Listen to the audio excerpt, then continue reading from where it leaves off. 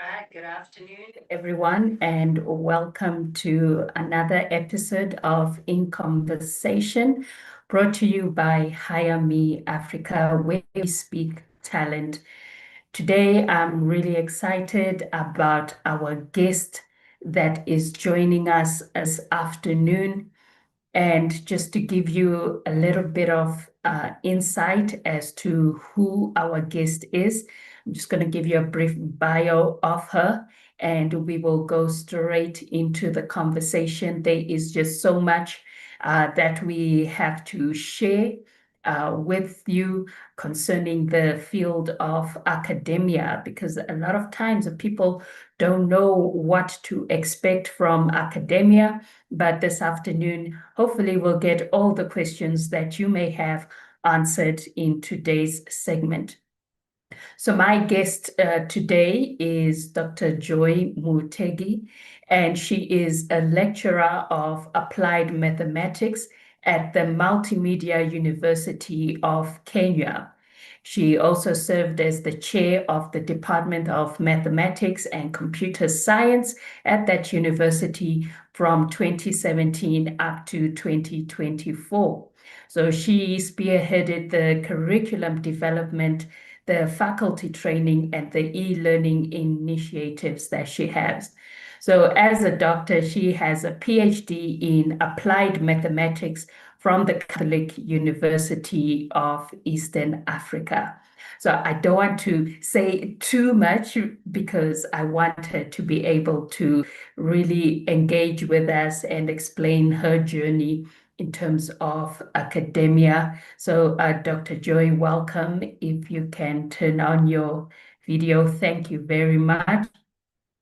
We can go straight into our conversation so that we can get to know all about academia and your profession. So welcome and thank you for joining me. So as we advertise, we know about the academic journey. And for our audiences out there who dream of becoming university lecturers, maybe you can walk us through what the typical path looks like and what does it take to get a foothold in academia, especially within the Kenyan market. Thank you very much, Lorraine, for that introduction. I'm delighted to be part of this conversation today. Actually, a very interesting conversation. I'm glad still we have some people who want to join academia. I remember back in primary school, you'd be asked who wants to become a teacher, and nobody would want to become a teacher. So I'm glad because this is still part of teaching. So it's a very interesting conversation. So I would say to everyone who would wish to join academia, it first starts with, of course, a good undergraduate degree where you perform well so that you're able to gain entry for a postgraduate degree, the master's degree, because the minimum entry into academia is a master's degree. So once you achieve that and you have the passion to join academia, you can actually join at the level of either a tutorial fellow or a teaching assistant. In that case, you will be working under a supervisor, maybe a senior lecturer or even a professor who you will be working under, who will be guiding you and mentoring you. But you will be able to do at least a bit of basic skills in teaching. You can assist also in the marking and a few activities that would be assigned to you. Now, at this particular point, you're supposed to prove that you're actually admissible for a PhD. How do you prove that? By the time you apply for that teaching role, you must have applied to a particular university for your PhD and you've been accepted. You know, applying is one thing, being accepted is another. As long as you've been accepted, then it means you're admissible and then you can start at that role. Now, you are given around 2 years to work even on your PhD as you do other duties that have been assigned to you. So within a period of 2 years, if you successfully complete your PhD, then you can be promoted to the next level where now you put your 2 feet in the academia as a lecturer. Now, at that particular point, it is assumed now you are strong enough to handle a class on your own without supervision. So you're given full teaching responsibilities.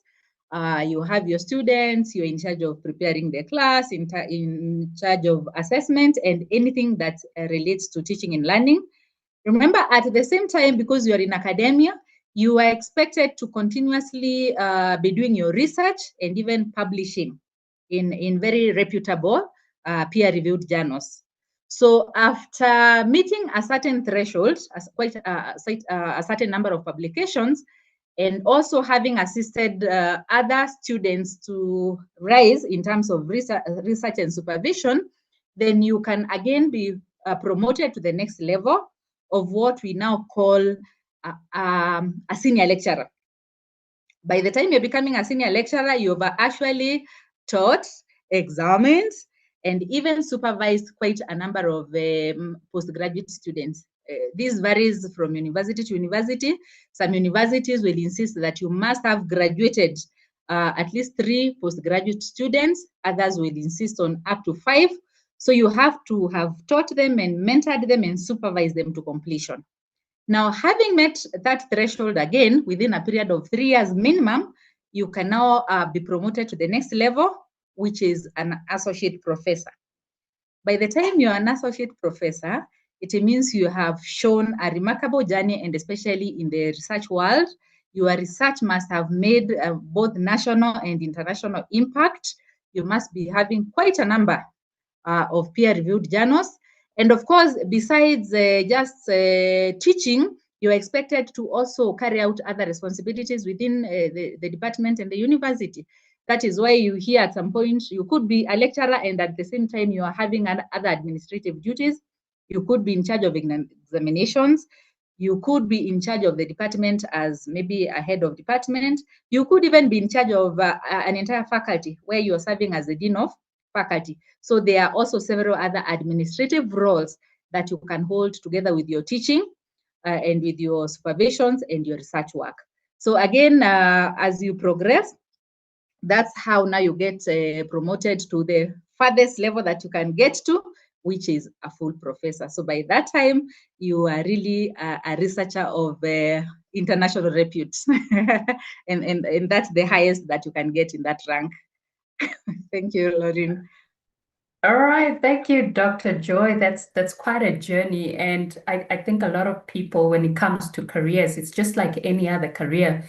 You go through the stages and you work through your development and your growth to get to the level where you probably want to be as a professor. So if it's someone that's consistent, and I mean, this is the best case scenario, what is the average number of years it may take for an individual to start their academic career up to the level of, let's say, a professor? Okay, now in terms of promotions, mostly it takes a minimum of 3 years for you to be able to move to the next level, if at all you have met the threshold. So those are how many levels? Those are about 5 levels. So if you give yourself the minimum duration of 3 years, so it's anywhere between 10 and 15 years, depending on where you got into the profession at. If you started as a lecturer, then those are about 4 ranks times 3, that's about 12 years. So say between 10 to 15 maximum. All right, so that will give you ample time to plan for your career, for your future. I mean, a career is something that, takes time to build. I know some people believe that, once I'm in there, everything goes according to plan, but get detours along the way. And you may find that it may take a little bit longer than what you expected. But a career is not just about the paycheck, the title, it's about the fulfillment for you as an individual. So now we want to talk about the reality check of the academia space. What are some of the biggest challenges that you face as a lecturer in the current higher learning space? What do you see in the background that we don't see as an ordinary person? Interesting question. Thank you, Lauren. Yeah, the challenges are there. Now, the first one is the one that I've just given. You've seen that there are multiple roles that you actually hold once you're in academia. because you are teaching, you are researching, you are mentoring students, you are supervising students. Sometimes we even have administrative roles, like I have mentioned. So you see, those are multiple responsibilities that you're holding at the same time. So sometimes it can be difficult for some people to juggle all these responsibilities. So you need to really have good time management for you to be able to manage and maneuver all that, not forgetting that even in academia, we still have another life outside academia. If you are a lady, you could still be a wife, you could still be a mother, you are a sister, you are a brother. So you can imagine trying to put all that together. That could be one of the challenges. Another challenge is where we have constrained resources. Why? Because like I've explained, there is a lot of research that is involved for you to rise from one rank to the other. Now, here we are talking about having peer-reviewed journals. Some of them are not cheap. They can range anywhere from $0 all the way to even $10,000 based on the journal that you're actually publishing with. Some are free, yes, but you can imagine anything that is free might take forever because, of course, there are so many people who may want to publish there. And then you will have to wait like for 2 years. You're told you have to wait for 2 years before we publish. Who wants to wait for 2 years? When will you grow? You have to wait for 2 years. Now, sometimes when you have very good reputable journals, they will charge even up to $1,000. Imagine by the time you become a professor, you have over 100 publications. Now, if you multiply that with $1,000, you can tell how much that is in terms of the math. So you can see this, if you do not have other sources of income, that can really eat into your salary. And sometimes it becomes a determinant where you really want to move, but because of resources, you are not able to grow as fast as you wish. Now, other challenges, let me say infrastructural. Sometimes we have very large classes. You could have a class of even up to 400 students. Imagine if you have to teach like 5 classes, each of 400 students, you're talking of 2,000 students. Yeah. You have to teach these students. You have to examine. You can imagine the assessments. You need to give them assignments, which you have to mark. You need to give them continuous assessments. You need to give them the final examination that you still have to mark. Imagine the amount of work that we have to deal with. And sometimes, on top of those other responsibilities that I have mentioned, it's not very rosy. Maybe the final one that I can mention, because there are many, I'm just trying to simplify this, is the skills gap. Among our learners, I've realized a lot of skills gap, and I know we will be discussing that in due course, but it is also quite a big challenge in academia. Yeah. Right, I mean, it sounds like a lot of things that go on behind the scenes that, we may take for granted, when it comes to lecturers and the amount of work that is there. But how does a person manage all of that? How have you managed all of that? Is it just passion driven? Is it system driven? What has made you stay in academia as long as you have? I think it is all that. First of all, for me, I think I was born a teacher. I'm among those people, when the teacher would ask who wants to become a teacher, I'm the only person who would raise up my hand. So for me, I have a passion in teaching, and I think that is what has kept me in academia. Actually, I didn't start as a university lecturer. I started as a high school teacher, and I taught for many years. And then, of course, continued improving my academics until I reached that particular point. So for me, it is passion. Then it also depends on how best you can manage your time. Time management is of essence in academia, because when you have so many roles, if you are not a good planner of your time, then you'll find that you're always behind. You're always behind, and you're not meeting up your expectations. Your students are always disappointed. Your assignments are not marked in good time. So I think time management is one of the key resources if you have to perform well in academia. All right, that's interesting to note. Now we're going to talk about the skills gaps that you alluded to. So you interact with students on a daily basis. So from your perspective, what do you feel is the most significant skills gap you see between university students and the expectations in the job market?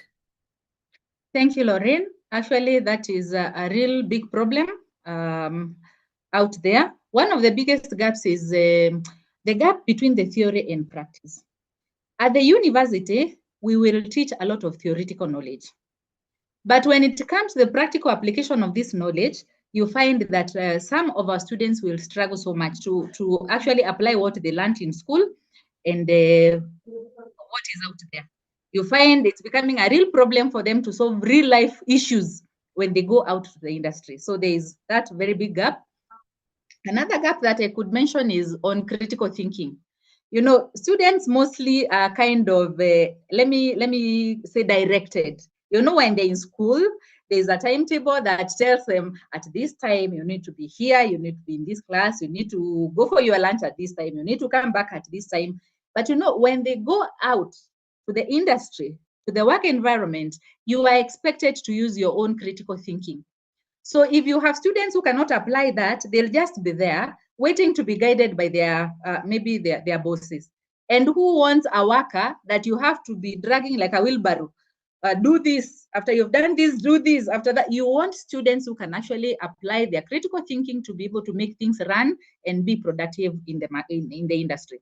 So another gap is what I would call, for lack of a better word, let me call it digital fluency. I'm using that term because I'm really not talking about digital literacy. Most of these Gen Zs are very literate when it comes to tech. But then I'm referring to that element where they're able to leverage that tech to productivity in the work market. Are they able to use that technology in their research to improve their output?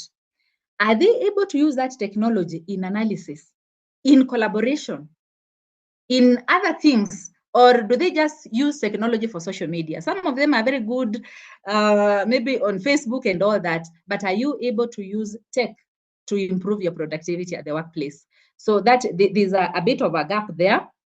And then maybe the biggest gap of all is work readiness. Most of our students will be very good academically, they are very intelligent, but when they go out there, they are not work ready. You have a very nice engineer who has graduated with a first class honors, a very good mathematician, but then they go out there, they cannot communicate. They are told to present something, they really cannot stand in front of people and present themselves. They cannot work in a team because they do not have those collaboration skills.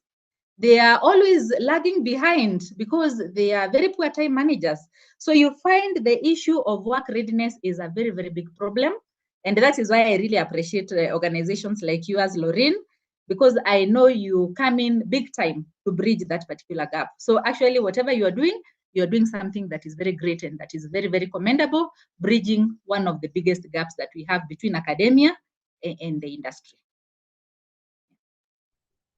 You know, Dr. Joy, you know, as I'm listening to you, I always think about the students that we get in our work readiness program, and how some of the skills it's alien to them, the new skills that they need for them to go into the workplace. And what you said about the critical thinking part, that they know a lot of things in theory. Even with the interview preparation, some of them have sort of mastered selling themselves. But when it comes to being in the workplace to do the tasks, it's now something that it's brand new to them. They don't know where to start. And the whole process of internships is for them to be so intentional about now translating the theory into practical application. That's where we are trying to bridge the gap as HireMe Africa, because when we send them through to our hiring companies and we ask them, so how is the intern performing? We do the performance review. We're checking, are they able to apply what they learned in the university? I mean, they have stellar CVs, their grades are amazing, and you think this is really a top student. But when it comes to the actual performance in the workplace, it's a totally different case. And that's why we are here to bridge that gap. But I want to also talk about what is being taught in the universities, because there's a common criticism that the university curricula cannot keep up with the industry pace. So how true is this in your experience, and what can be done to make the course more dynamic, more responsive to the ever-changing? I mean, look at AI and how it's gaining traction. Technology is, on a daily, there's something new being released. How can universities keep up with that? Very, very important, Lauren. That question is really valid. It is actually very true. The industry is changing really fast. Unfortunately, at the university, we review our curriculum every 4 years. That is the standard, especially in Kenya, every 4 years. Just imagine within 4 years, how much has happened. Think in terms of technology, AI. Every 6 months, technology has really moved. Then you're here, you are teaching technology of 4 years ago. Can you imagine? So it is actually true that the industry and technology is moving much faster than we are moving in academic institutions. Now, what I keep on telling even my colleagues is this. The curriculum might take time to change, but your class can evolve as fast as the industry is evolving, because our curriculum is not cast on stone. Yes, you'll be given some particular content that you're supposed to teach, but it is you who prepares this content in the best way possible. So it is important for even us as educators to keep abreast with what is happening in the industry out there in the market, so that even as you teach, you tailor your lessons to what is current in the market. If it is the examples that you give them, you don't have to give examples that existed 30 years ago.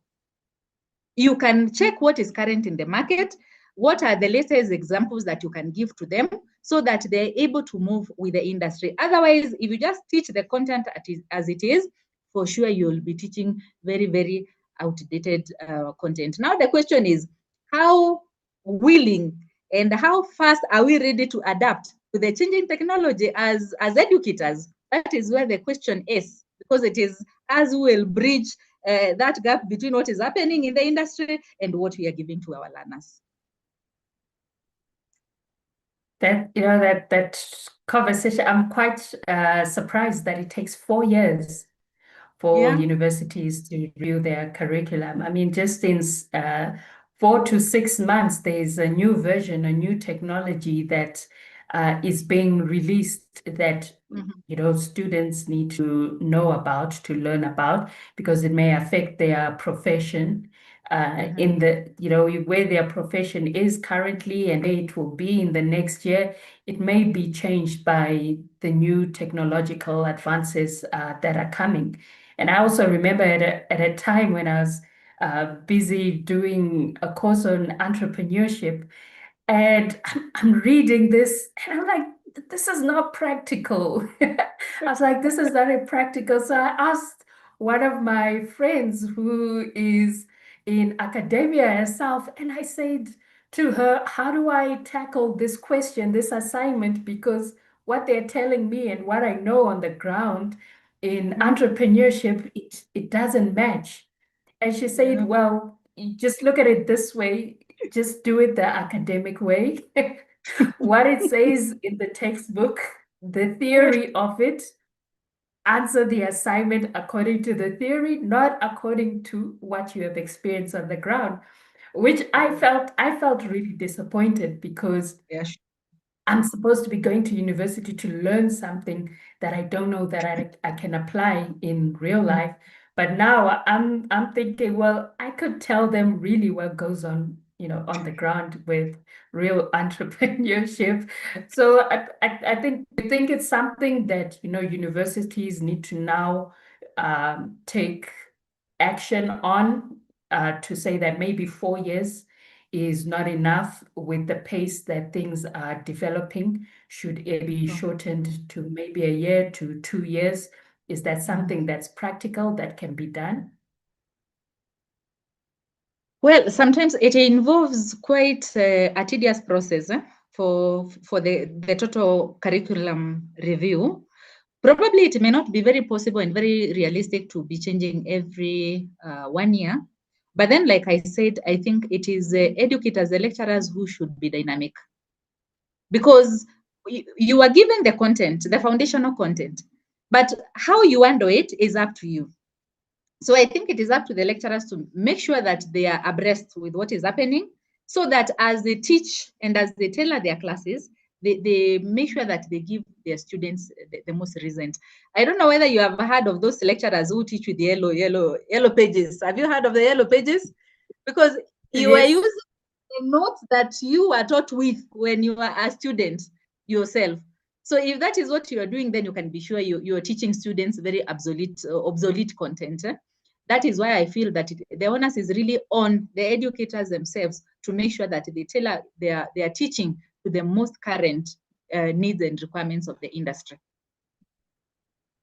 Yeah. Right. I mean, staying on the technological advancements, how are you and your colleagues working to integrate these tools into your teaching methods, and what are some of the barriers that you are facing when it comes to this implementation?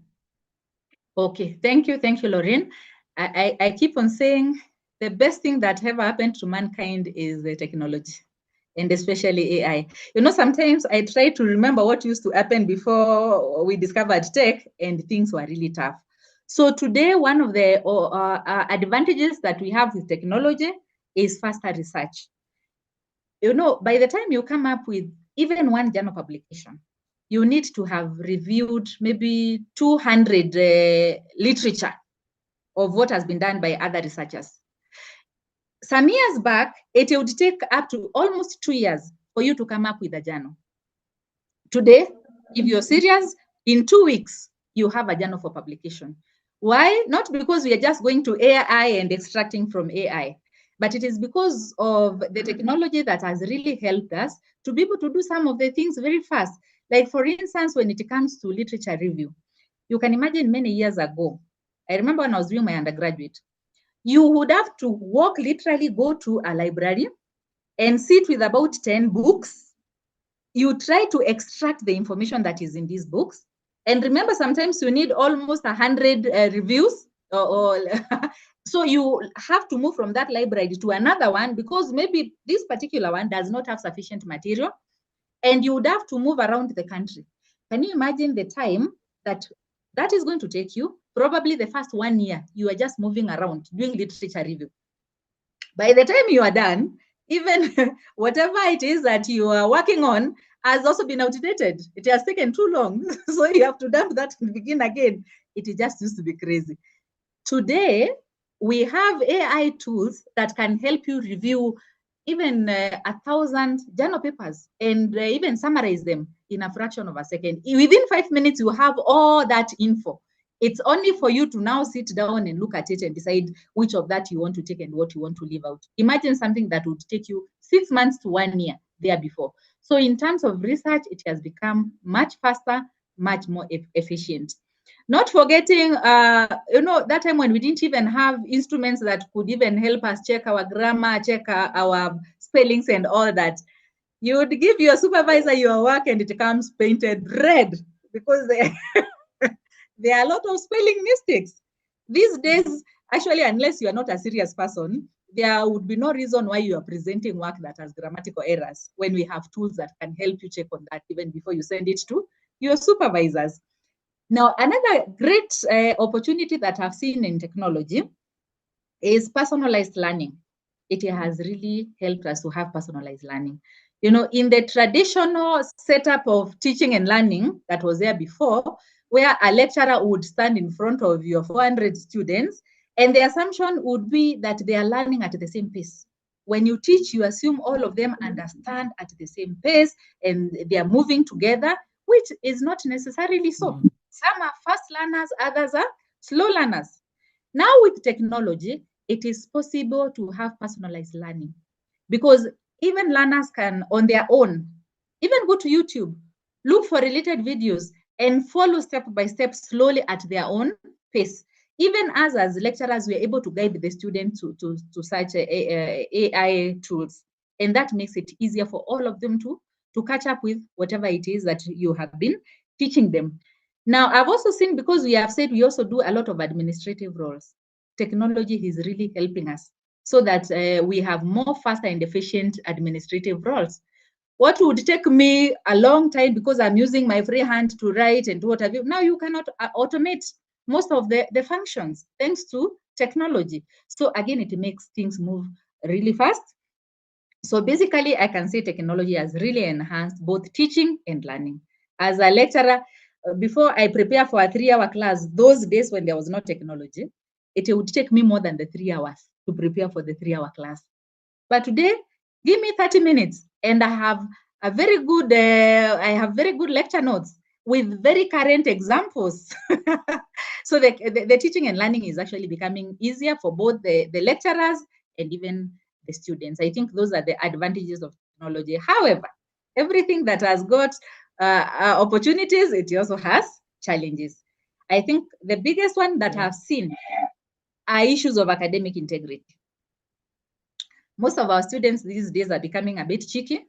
You give an assignment, a student goes and throws it on GPT, and within an hour or so, the student hands back the assignment. Very well done, beautiful. But then tell this student to explain to you what they have been doing. They have no idea at all what it is about because it is not their work. So there's a lot of academic theft that is now happening because of technology. And you see, now that reduces the level of critical thinking among the learners. Then there are also issues of now ethics and even bias.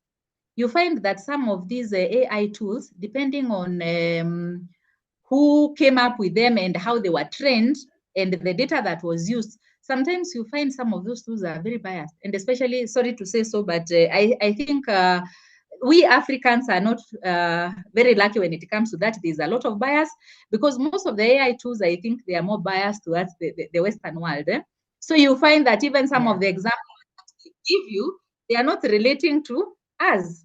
So I think we also need to also get into that business of training the AI models so that they are also able to capture our needs, our interests, our environment, so that we can reduce on that bias.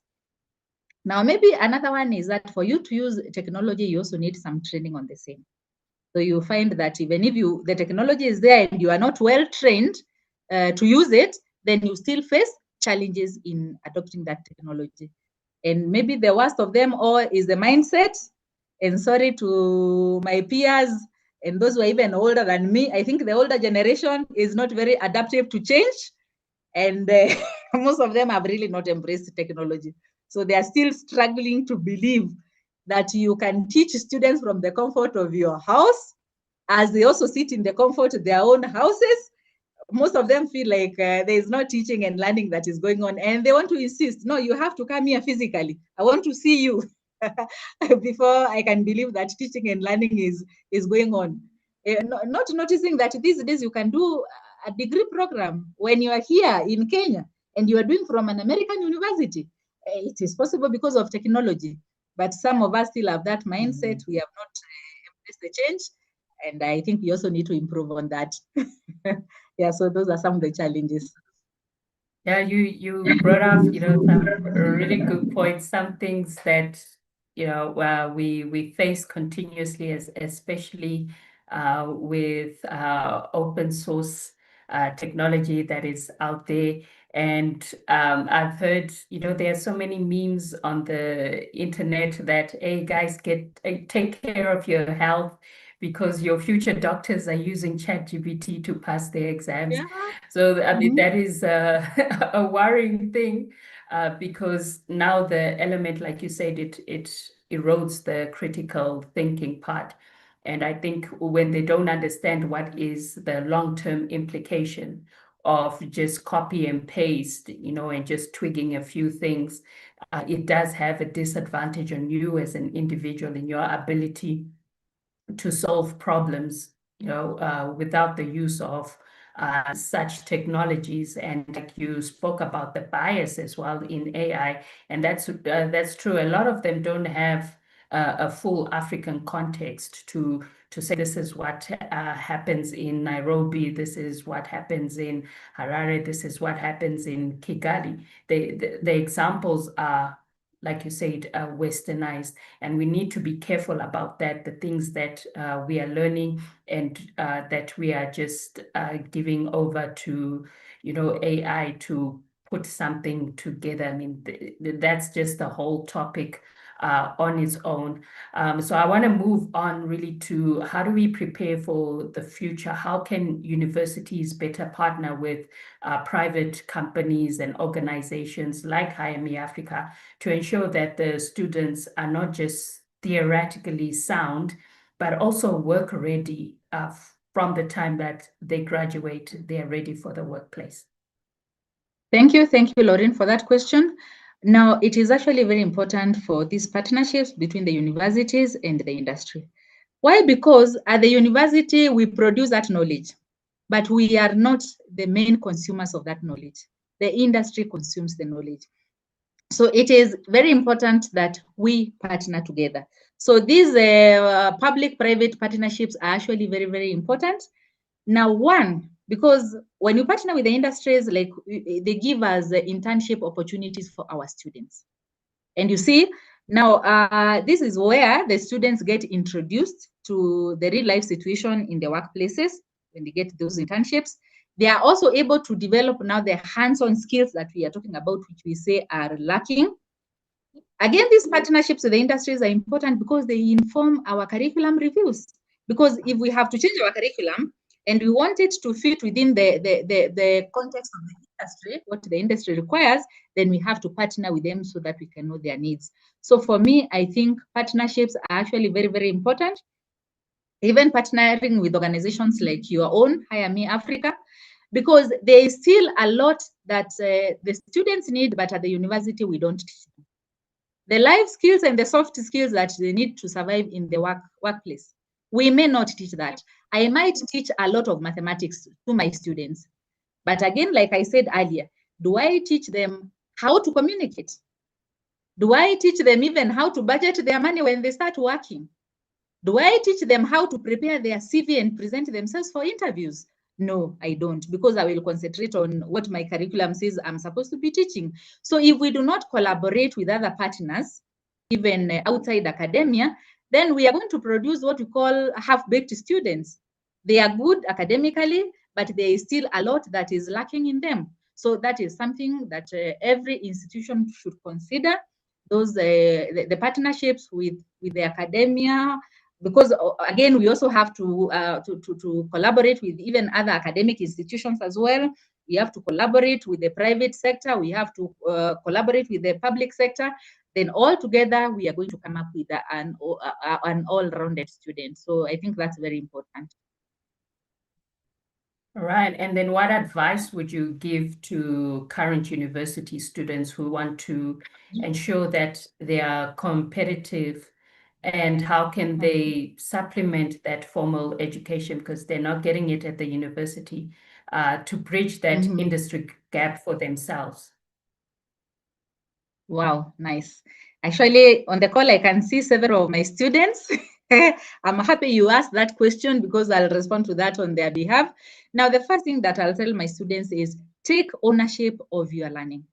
Because like we have explained, for you to get into academia, and not just academia, any other field, the first thing is you need to have good grades. So work on your academic, get good grades, be honest. Like now we are saying with a lot of AI, there is a lot of academic theft. You might get a first class honors, but does it belong to you or does it belong to ChatGPT? So if you have to excel, please take ownership of your learning. The next thing, build skills beyond your degree. The degree is not just enough.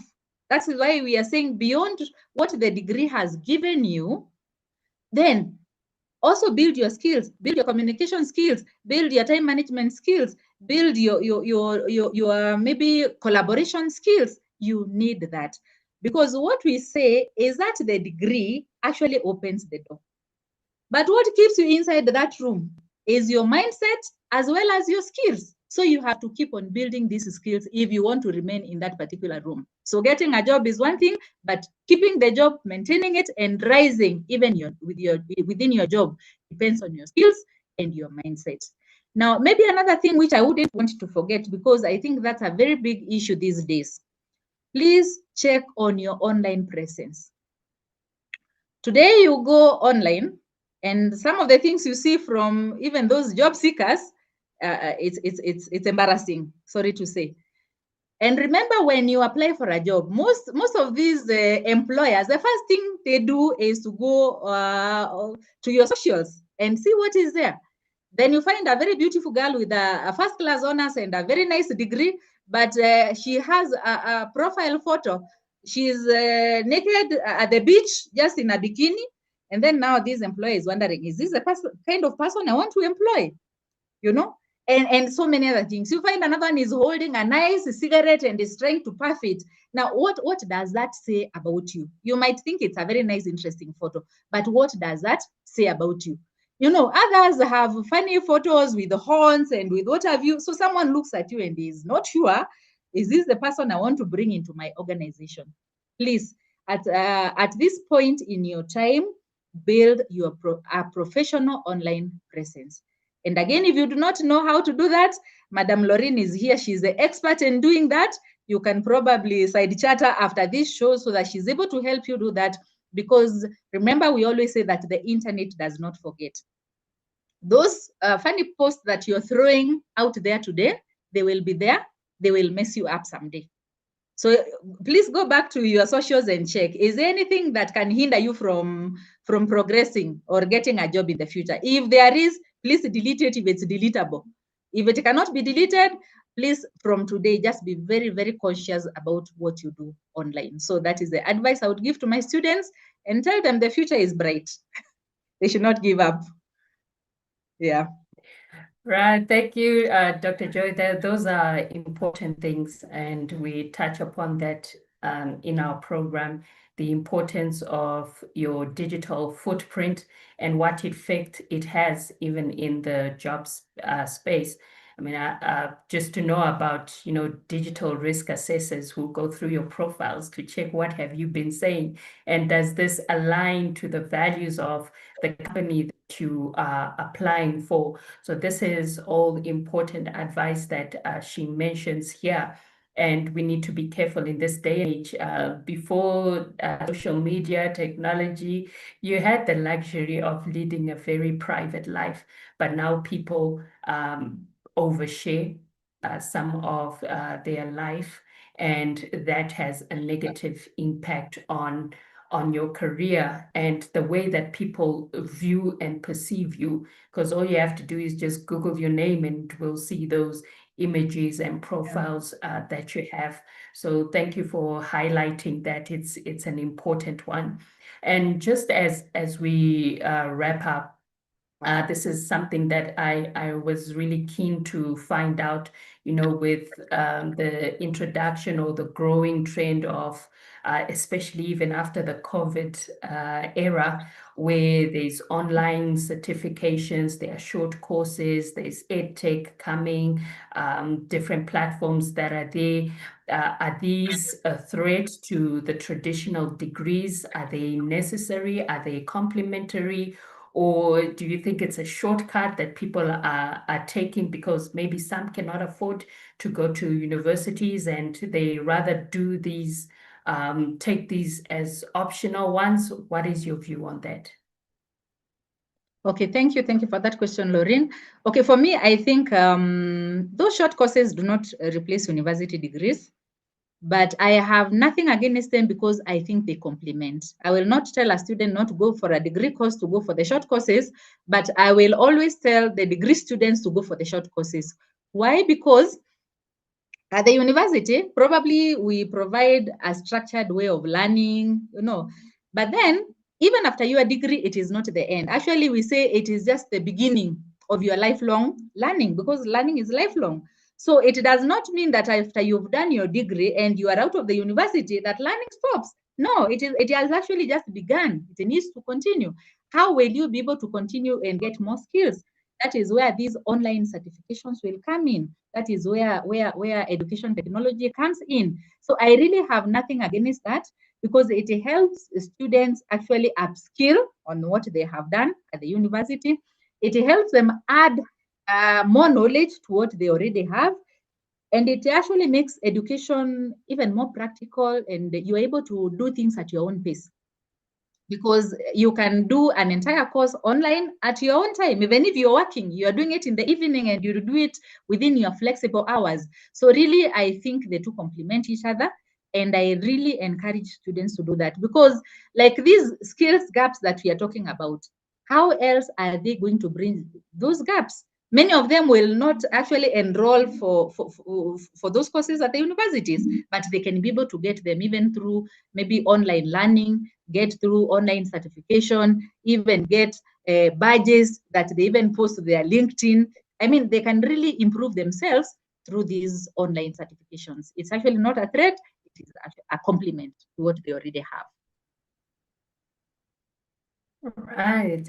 Thank you. And as we're concluding, what is your outlook? I mean, despite the challenges, what gives you the most hope about the future of Kenyan students and the talent coming through the university system? Wow, interesting. Now, what gives me a lot of hope, and especially with our Kenyan students, I would say that our Kenyan students are very, very creative. You know, just the other day, I was a judge in the Heart Prize competition, where students showcase their innovations. And you look at the innovations that these young people have, they are great. With good mentorship, you can see that these are people who can really progress very well. And certainly I could pick some of the gaps, like now the issues of communication, the issues of collaboration, you know, those small things that we are talking about, which we are saying can be sorted outside the formal degree class. I could pick on that, but then you could see how creative these learners can be. That gives me a lot of hope. Our Kenyan students are also very, very resilient. Lorraine, I can tell you that some of our students go through very, very difficult circumstances. Some of them will graduate with a first class honors, but when you look at their background, they have suffered all through, sometimes with no food, with no finances, with no proper shelter, but they worked so hard until they ensured that they left the university with the best grades. So that kind of resilience really gives me a lot of hope, and it makes me happy, because I know even regardless of all these hardships that some of the students go through, they are still able to make something beautiful out of themselves at the end of the university setup. Now, another thing is that our students, the Kenyan students, are very globally competitive. We have participated in very many competitions, very many hackathons, and you'll be surprised that our students globally imagine among the best, sometimes even position 1, position 2, up among the top 10 in the world globally. You know, that shows that we have good students, and probably it also shows that as educators, you're also doing a good job to nurture and mentor these students. And that really makes me happy and helps me to continue doing what I'm doing when I see in fact, when you look at where our students go for, maybe for instance, for their postgraduate education, they go to great universities in the world, and they're able to compete with those from big nations. So for me, I think so. I think with the right mentorship and given the right opportunities, our student will not just come to fill the jobs; they will be the job creators themselves. So I'm really hopeful about that. Right, thank you, Dr. Joy. I mean, that does give a lot of hope, especially with the African workforce. We are growing, we are developing, we are losing our dependency. We're becoming more independent and building our own African system, which is what really excites me the most about the future, is that we don't want to only spurn out, from universities. We just don't want to give out employees, but we also want to spurn out people who are going to be solving problems and hiring people to actually solve those problems. So now we've got two sets of people, the ones that go and work and the ones that are creating the work for people. And it's all from Africa. It's our systems, our companies, our problems, our solutions that we are coming up with. And as HireMe Africa, it is really at our heart. The impact of our work readiness program is to get students to have that mindset that they can solve problems. How they present themselves is important. Gaining other skills that can get your foot into the workplace, even if you don't get a job in the field that you want, but maybe you can get into the company that you want, but be able to utilize other additional skills that you have learned through that work readiness program. And our aim really is also to help with the mindset of when you get in there, put your best foot forward, learn as much as you can. The people that are around you are just a wealth of resources, of skills that they can teach you, of knowledge that they can give you, the experience that they can share, that would really put you at an advantage when it comes to being in the workplace. So thank you very much, Dr. Joy, for joining us this afternoon. If you want to join our work readiness program, you can sign up on our website, www.hiremeafrica.com, and you just go to the career program page and sign up for the work readiness program. It's an investment in yourself and in your future career. Dr. Joy actually joined our program, which was quite a great surprise. She's going through our program, she's engaged, and she's really promoting it out there in the Kenyan universities. And we appreciate that because now she understands what we teach and the value that it brings in bridging that skills gap that is there in the industry. So thank you everyone for joining us again. You can link up with Dr. Joy on LinkedIn. You will find her there as Dr. Joy Mutegi on LinkedIn. Continue the conversation with her with your interest in academia. So thank you everyone and have a wonderful afternoon. Thank you, Lauren, for hosting me. I really appreciate it. Thank you, everyone.